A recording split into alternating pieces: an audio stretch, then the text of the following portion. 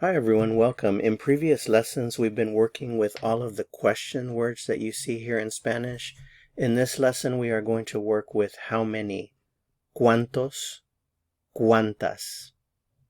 How many? ¿Cuántos? ¿Cuántas? The stress is on the first syllable, cuán. ¿Cuántos? ¿Cuántas? So how do you decide on the form cuántos or cuántas?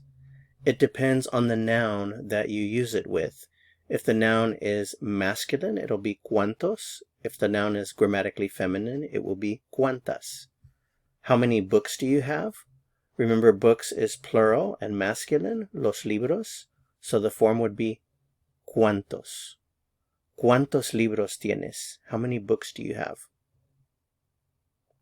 How many shirts do you have? Remember, shirts is grammatically feminine, it's plural. So the question would be, ¿cuántas? ¿Cuántas camisas tienes? How many shirts do you have? How many apples are there? Apples is las manzanas, so it's grammatically feminine. ¿Cuántas manzanas hay? How many computers? ¿Cuántas computadoras? In Spain, the word for computer is el ordenador, and plural is ordenadores. So this would be ¿cuántos?